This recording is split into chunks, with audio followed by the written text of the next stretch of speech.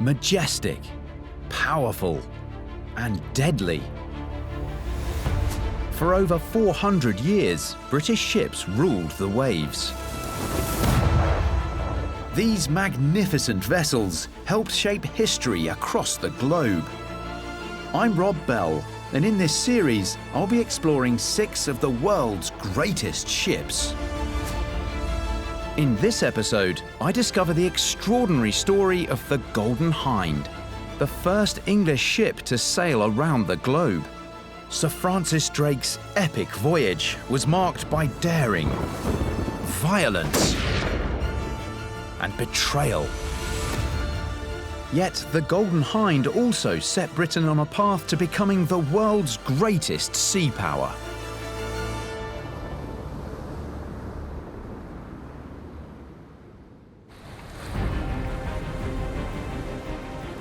On the 13th of December 1577, a small group of ships set sail from the south coast of England. At their head was the ship we now know as the Golden Hind. Most of the men on board thought they were bound for Alexandria, a short and peaceful trip across the Mediterranean. But anyone who knew their captain might have guessed that their real mission was very different.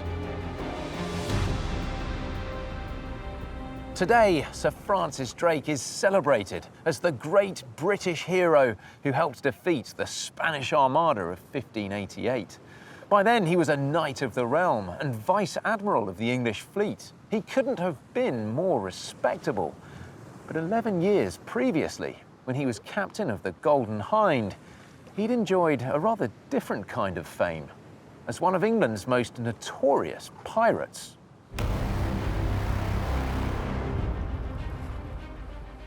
In the early 1570s, Drake took part in a series of daring raids against the American colonies of Britain's great rival, Philip II, King of Spain. Drake plundered immense amounts of gold from the Caribbean by shamelessly stealing from Spanish treasure ships. Having been stung once, the Spanish were now on the lookout for another English raid in the Caribbean. So in 1577, Queen Elizabeth gave her secret approval for Drake's most daring plan yet.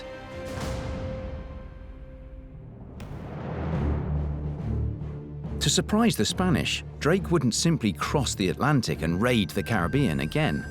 He would do something no Englishman had ever done before: head south down the coast of South America and become the first English mariner to sail from the Atlantic to the Pacific. The plan was so bold that Drake hoped to catch the Spanish treasure ships here, completely unprepared. When you think of an Elizabethan ship capable of sailing halfway around the world, you might picture some giant, towering galleon, bristling with cannons, ready to take on the fiercest of enemy ships, and so large it could ride out even the biggest ocean storms. So when you see the ship that Drake chose to lead his mission up close, you might be in for a bit of a surprise.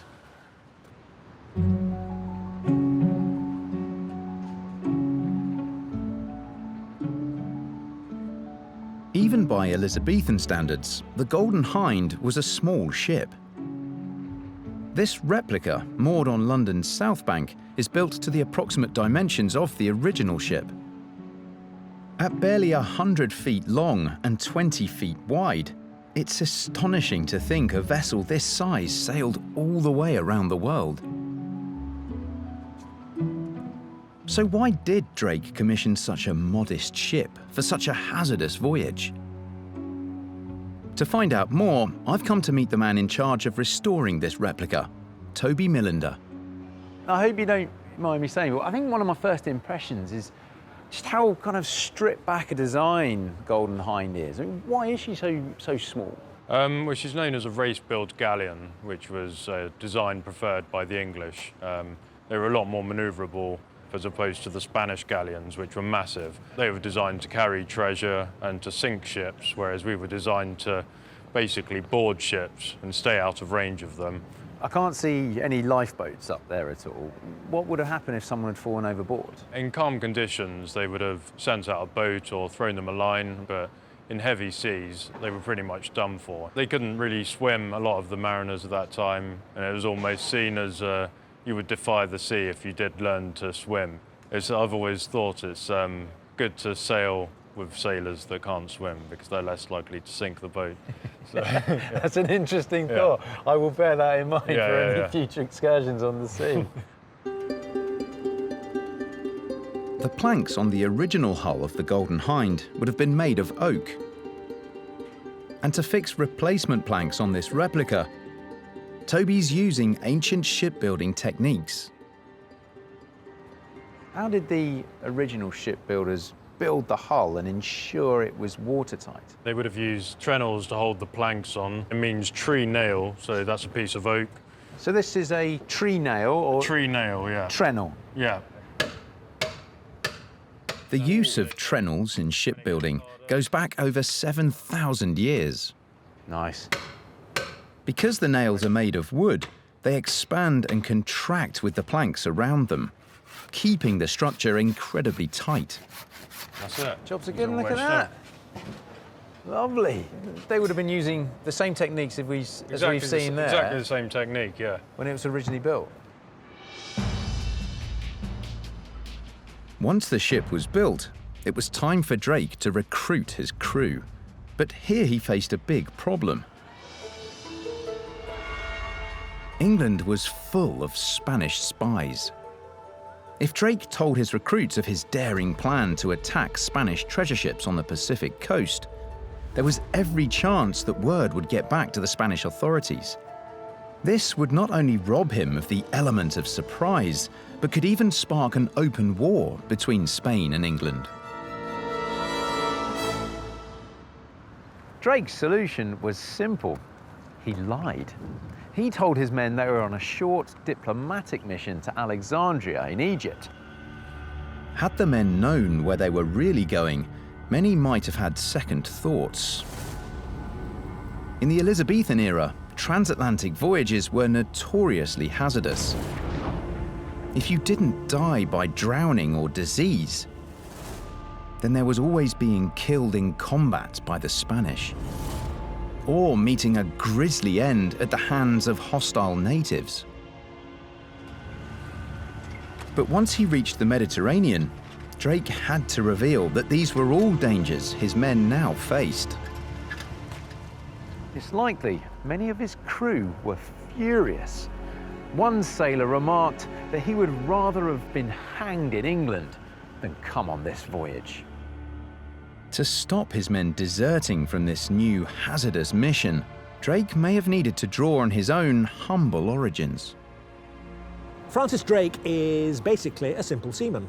He doesn't come from a high-born family. He is not a gentleman originally. So therefore he has to prove himself in terms of his professional ability. And therefore people would work for him. And even if he was misleading them as to where they were going, like he did on this voyage, he was able to keep them on board, quite literally, and they would go wherever he took them. Once Drake had persuaded his crew to stay on board, he could embark on his true mission, raiding Spanish ships in the Americas. Having first sailed from Plymouth to the coast of North Africa, he finally began his journey westward across the Atlantic. Yet reaching the New World could take over a month. So what was life like for the crew on this perilous crossing? On a small ship like this, space is at a premium. There's only one private cabin on the ship, and that was this, Drake's own. And pretty much the most luxurious aspect of this small room was this, the door. On a vessel of this size, there's simply no privacy.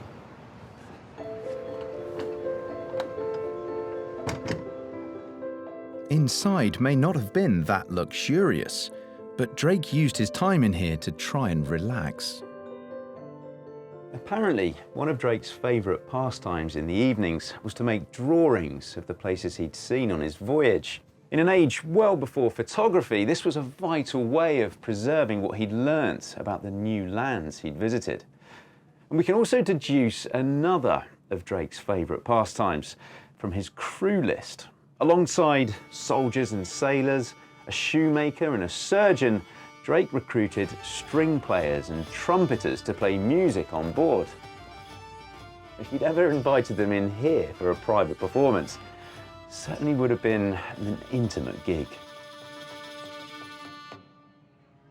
If you think Drake's living quarters look a little on the small side, wait until you see where the rest of the crew slept. The vast majority of the men on board shared a single space below deck.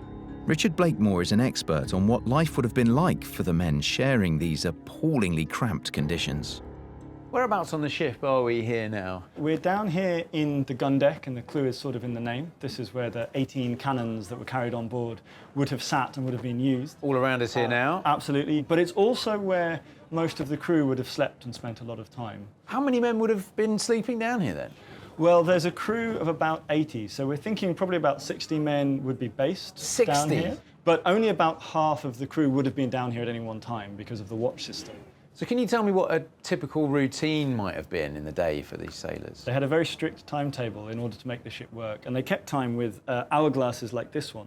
So these would normally measure about half an hour, and 8 glasses or 4 hours was one watch. So at the same time as it being an operational part of the deck, you would have had people trying to get some shut-eye here as well. So how were they doing it? It wasn't quiet or dark for you to sleep. No, it absolutely wasn't quiet or dark. I mean, I think one of the things about this deck is just how noisy it would be. If we think of the sort of feet running around above deck with all the crew who are running up the rigging, but also if you think about the ship at sea, pitching and tossing, the sounds of the ocean all around. Well, life on board really doesn't sound very pleasant. In fact, it sounds horrendous most of the time. So why would these sailors ever have agreed to go on this voyage, especially as they weren't conscripted? Well, I think the first place we have to start with that question is the fact that society at that time was not a safe place. You could catch the plague in London. Life expectancy is not good. So for people of this social status, staying at home is not necessarily that much better than coming out on the ships. One thing that was definitely worse at sea than on land was food. Mark Hawtrey is an expert on the diet that most Elizabethan sailors would have had to contend with. On Drake's voyage in the Golden Hind, what would they be eating? What was their kind of staple diet on board? Well, standard naval rations for them, and right through into the 18th century, tends to be a couple of pounds of salt pork or salt fish, and rather than bread, which will go off very quickly, get damp, then we have ship's biscuit, hardtack. Right, okay. So what is hardtack exactly? That's wholemeal flour made up to a paste with water and salt, and then baked at least twice to dry it, to make it really, really hard. That was the point, was it, to try and keep everything dry? Yes, definitely. Do you want to try some? That's really hard, Mark. It is. I can't actually... Can you staff a bit? No. There you go. Right, I've got a tiny bit off. Now I'm going to try and eat that.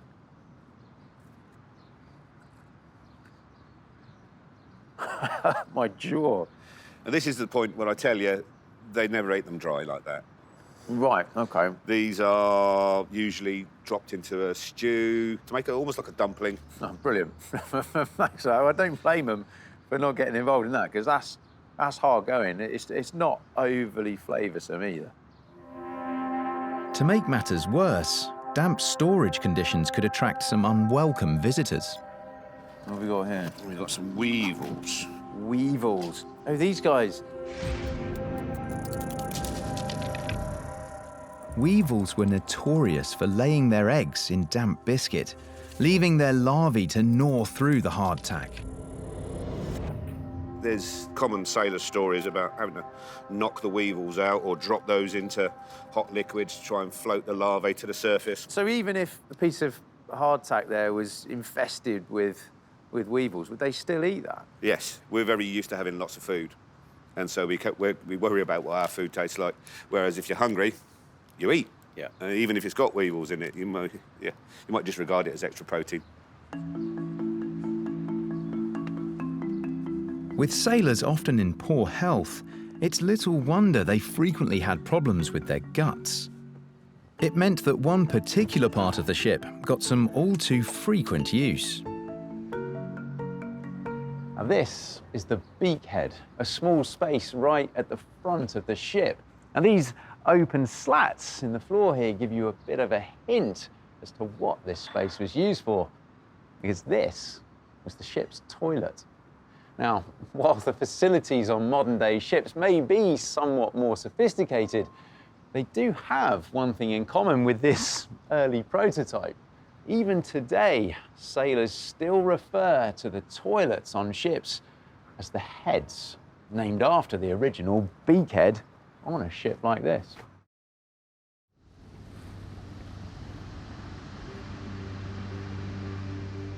It wasn't only physical conditions that caused problems for Drake's crew. Living for months at sea in cramped conditions could also cause the psychological relationships between the men on board to unravel. One of Drake's closest friends on board was a nobleman who'd worked in the court of Queen Elizabeth, Thomas Doughty. He'd been crucial in winning her backing for the mission. Yet, over the course of their transatlantic voyage, the relationship between the two friends deteriorated. It was rumoured that Doughty had openly questioned Drake's authority in front of his men, raising the prospect of a mutiny.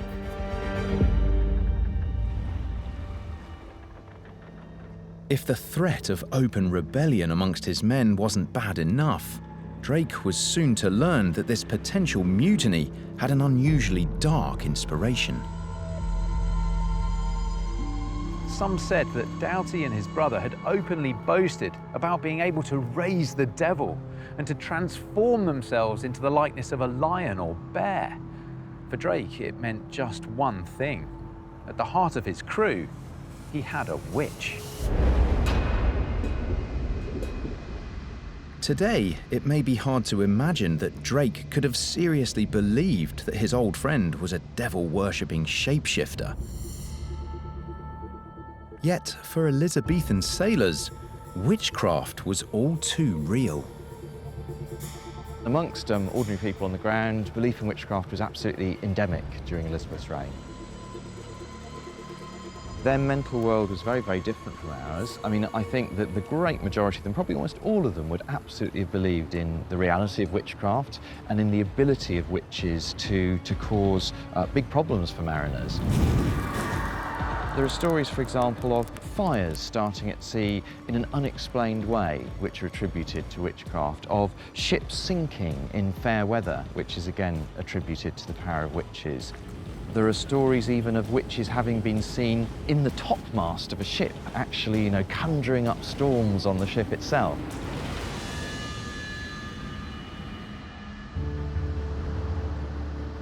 Given the strong link in the Elizabethan mind between witches and shipwrecks, what happened next may have sealed Doughty's fate. Soon after Drake reached what is now Argentina, he was hit by a freak storm that scattered his flotilla. Drake drew a shocking conclusion. Doughty was not only a would-be mutineer, but a witch who'd raised the storm himself.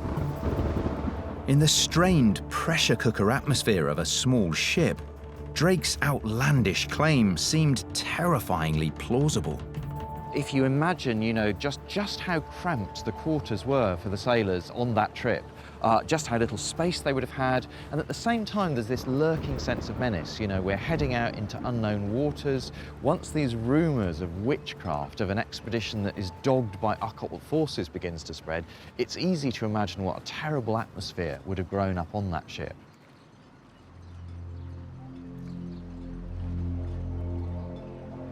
While he decided what to do with him, Drake had Doughty tied to the Hind's mast here to roast in the harsh sunlight. Drake may have considered charging Doughty with witchcraft, but in the end, he decided it would be easier to convict him on a separate charge of attempted mutiny. In the harbour of San Julian, Drake convened an impromptu trial. The jury was unanimous and Doughty was found guilty.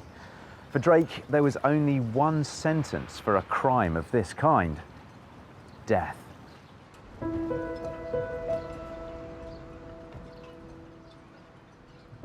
Yet Doughty's reaction to the news he was going to be killed was somewhat unexpected.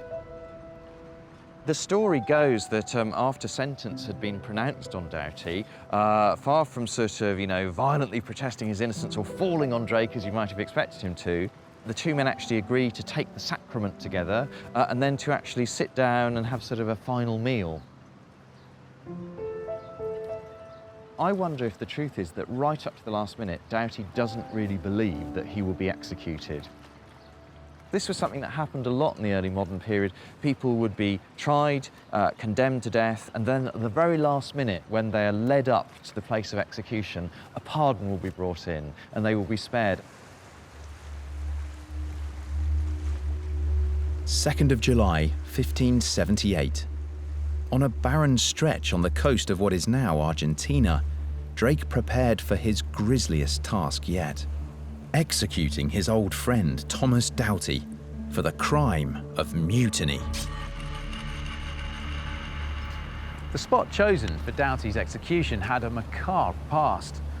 In the natural harbour of San Julian, some 60 years previously, the Portuguese explorer Magellan had also executed some of his men for attempted mutiny. It seems that on both voyages, the hardship of that transatlantic crossing proved a fertile breeding ground for rebellion. And it was on this same shore that Doughty was to meet his death. Doughty knelt, prayed for his queen and for the success of Drake's mission, and then bowed his head.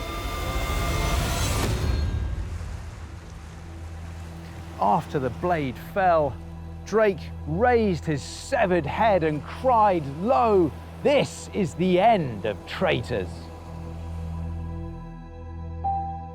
Drake's execution of a fellow gentleman cast a long shadow over later mutinies.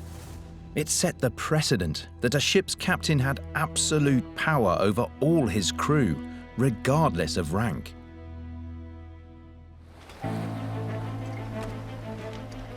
With the mutiny behind him, Drake could concentrate on the most challenging part of his entire voyage, crossing from the Atlantic to the Pacific. To fulfill his mission of plundering Spanish treasure ships in the Pacific, you'd think Drake could have simply sailed round Cape Horn, the very southern tip of South America.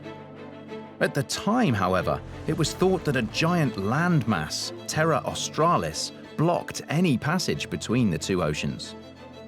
The only sea route known to Drake was the treacherous Magellan Straits, a winding waterway that cuts through the tip of South America.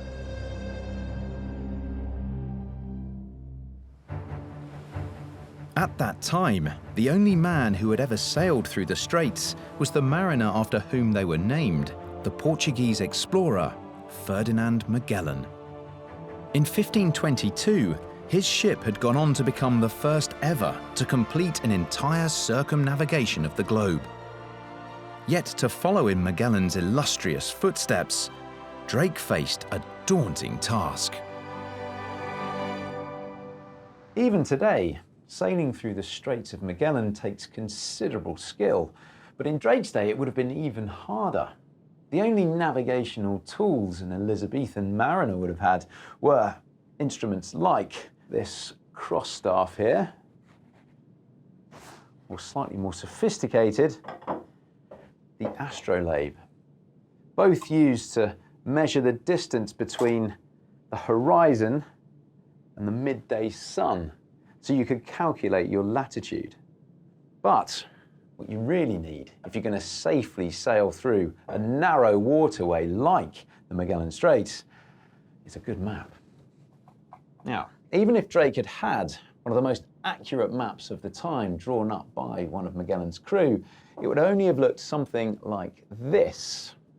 As you can see, it's not that accurate. The Straits of Magellan here has been rendered, fetches a straight line through there. And if you compare that to a map from 200 years later, it doesn't include any of these small islets and inlets that you could easily have crashed into, potentially smashing the ship to smithereens. It means that even if Drake had had the most accurate map that was available, it would have been virtually useless. When he entered the Straits of Magellan, he was essentially sailing blind. Drake's passage through the straits was far from easy. The winds went against him, blowing him towards rocks and landlocked inlets where he almost ran aground. At one point, the ship was even hit by a roaring tornado that caused the sea to swell upward on every side.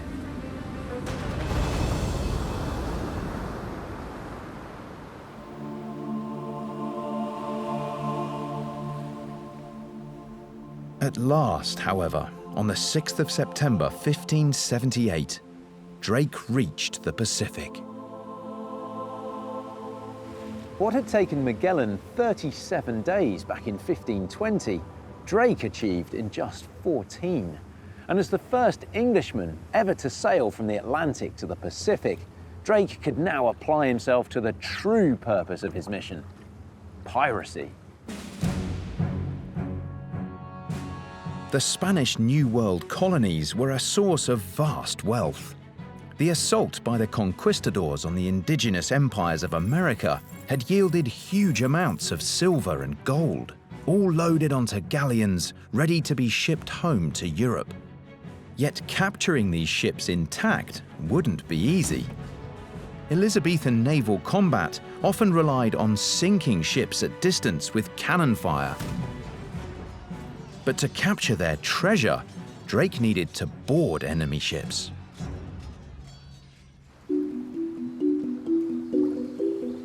To discover what kind of tactics Drake might have used in preparing for this close-quarters combat, I've come to Portland Castle. Paul Pattison is an expert in Elizabethan naval combat. When you think of Drake's voyage on the Golden Hind and the kind of encounters he was having with the Spanish ships, it wasn't all about large artillery. It was small arms fire, was it? Yeah, especially when you come to that crucial time of you're going to board a ship. You need to clear the decks of enemy sailors and enemy defenders. As you're coming in close? Yeah. And yeah. it was this weapon here was the weapon of choice for that, was it? That's exactly right. It's called a matchlock musket. And it's called a matchlock because it uses match, which is this length of rope-like material, which is soaked in a solution which makes it burn very, very slowly. Ah, okay. So that when that was lit, that was called the match? That's the match.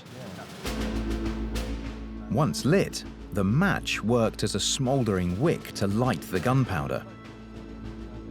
Yet making this complex device ready to fire was no quick and easy process.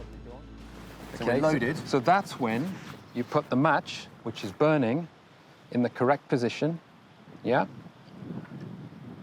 In the jaws there. Oh, I see. You wrap the rest around so it's out of the way. Open the pan. And then when you pull the trigger, the match comes onto the burning pan, ignites that powder, gun fires. Bang. Bang. It's a bit fiddly, isn't it? Well, actually, yes. And that's why it's not a good boarding weapon, because you fire it once and then you're exposed. After my brief musketry masterclass, it's time to put theory into practice. All right, Paul, so open the pan and then pull the trigger. Simple as that. All right, take aim. Let's do it. It's right in your face. Firing a gun like this for myself is a reminder that correctly loading and aiming a matchlock musket during a messy sea battle would have taken considerable skill. That's quite fun, firing that in this calm environment, but imagining that on Golden Hind in the heat of battle, I mean, it's a completely different People scenario. firing back. People firing back. Yeah. Yeah. The matchlock musket wasn't the only weapon used to clear the decks of an enemy ship during boarding. Sailors on board ships like the Golden Hind would also have used bows and arrows. But before they could take aim, the archers first had to make a perilous journey. The best vantage point for giving covering fire was right up there on the fighting tops.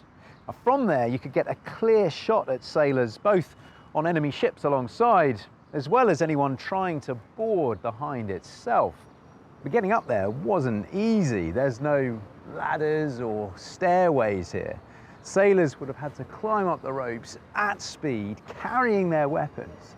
Now I've got way more safety equipment than they would have had, so I'm gonna hoik up there myself, try and see what it was like.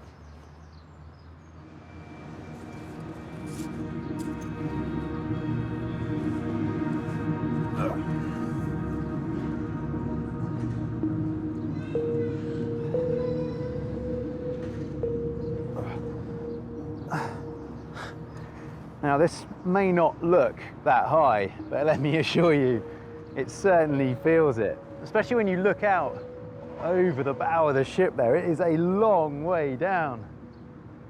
But having to climb up here without any kind of safety equipment, carrying my weapon, possibly being shot at, you'd have needed nerves of steel. For the crew charged with this daunting task, it looked like they'd soon get a chance to put their skills to the test. As she sailed up the Pacific coast, the Golden Hind was finally ready to fulfill her primary mission: robbing unsuspecting Spanish treasure ships. Drake found a treasure ship going up the west coast, nicknamed the Kaka Fuego. It is often translated by historians as Spitfire. Actually, you have to change the letter. It was fire. Kaka Fuego was a big, large carrack with high bow, high stern, but crucially, virtually unarmed. Whereas Drake's ship was an armed small galleon, very maneuverable, very well armed, and with a lot of people on board who were capable of boarding and entering the other ship.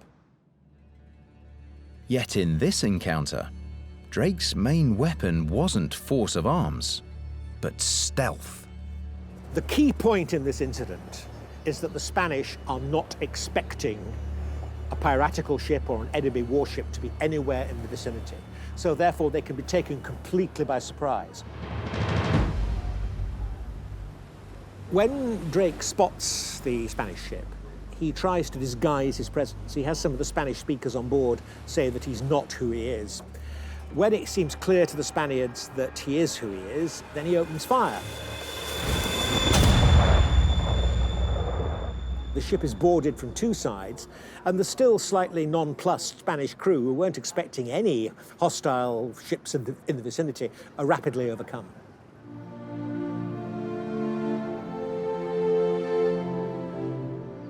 When Drake hauled the treasure from the Kaka Fuego back on board the Golden Hind, he couldn't believe his eyes.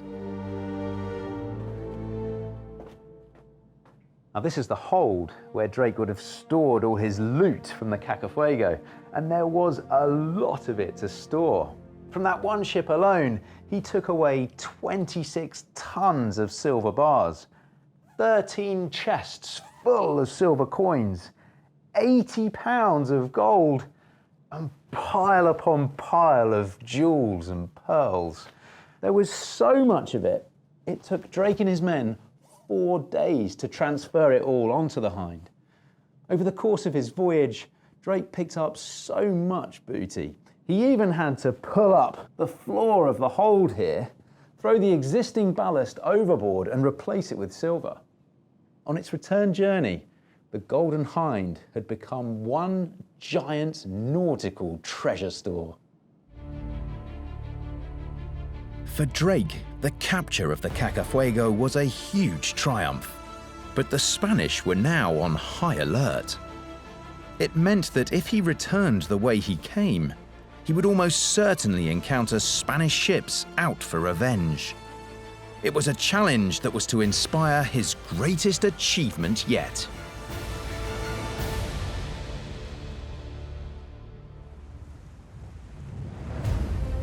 With the Golden Hind now groaning under the weight of Spanish gold, Drake had completed the secret mission that had inspired his voyage.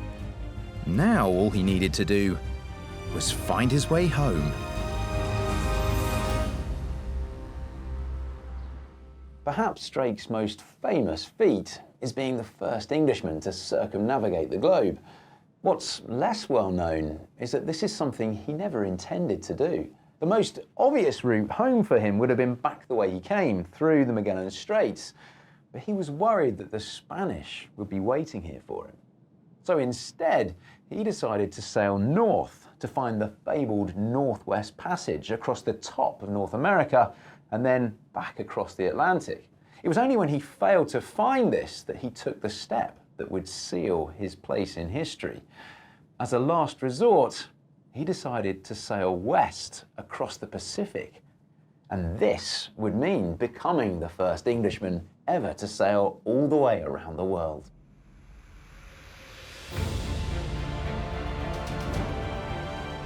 This bold new route also gave Drake another opportunity to fill his coffers. On his way were the legendary Spice Islands. It was here that Drake would discover his richest prize yet. The Moluccas were islands in the East Indies where it was known spices came from. And given the lack of ability to preserve meat and other things at that time, spices were absolutely crucial to make things edible. And therefore spices were very valuable indeed. When Drake arrived at the islands, he received a surprisingly warm welcome. When Golden Hind approaches the coast, he's met by some large canoes containing a welcoming party of musicians. Drake himself had an orchestra on board. He seems to be being quite musical. And so therefore we have this exchange of music and this exchange of confidence that in fact the whole thing is going to go extremely well. Drake meets the local ruler, who has the nickname Babu, and some sources say gets on quite well with him.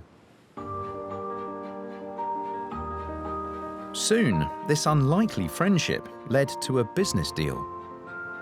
Drake picked up a large cargo of cloves. They were extremely valuable, perhaps worth more than their weight in gold. If you could bring cloves back, you were going to get very rich indeed. With his hold full of treasure and spices, it was finally time for Drake to return home.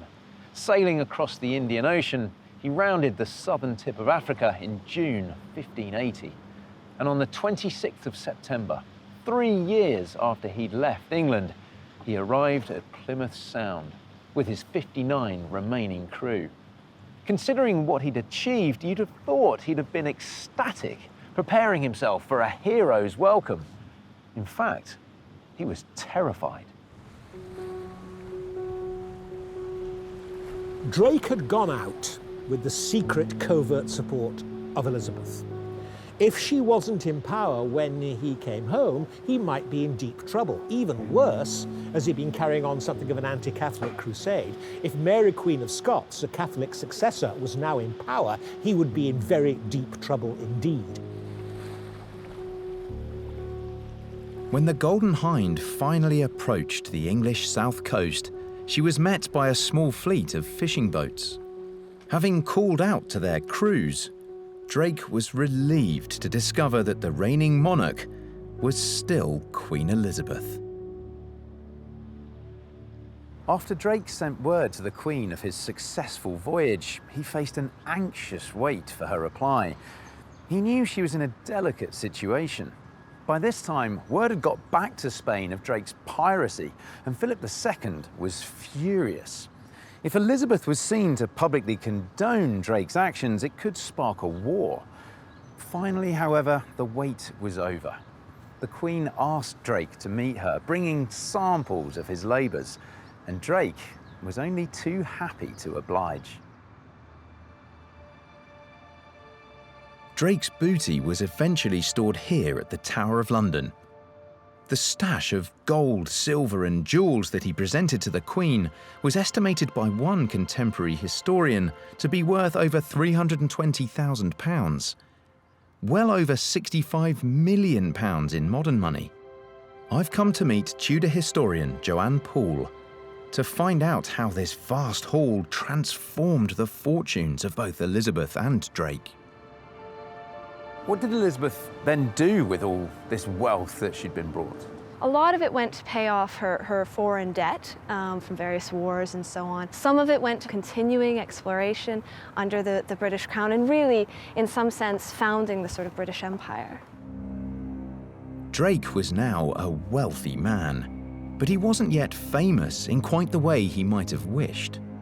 Elizabeth and her sort of spin doctors put it around that Drake's mission had failed entirely, that it had brought nothing back, that it hadn't circumnavigated the globe, that he'd come back essentially in ruin, in order to put the Spanish off the case. That must have been enormously frustrating for him to have come back and not be able to be celebrated publicly. Did Queen Elizabeth ever publicly acknowledge Drake's achievements? Yeah, it took her a little while to do so, but she did. Elizabeth came down to Deptford.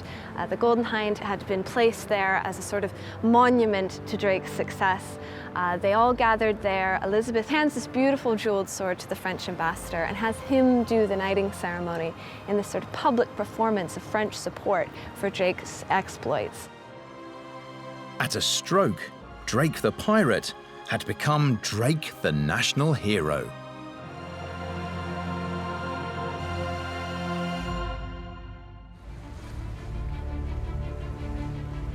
The real Golden Hind has long since rotted away, but her legend lives on. Few British ships have ever seen such adventure, from daring acts of piracy to the threat of mutiny, and the first circumnavigation of the globe by an Englishman. The voyage of the Golden Hind showed how England could project her power far beyond her borders, to lands undreamt of just a generation before. It meant that this small ship not only helped lay the foundation of empire, but also set Britain on a path towards eventually becoming the world's greatest naval power.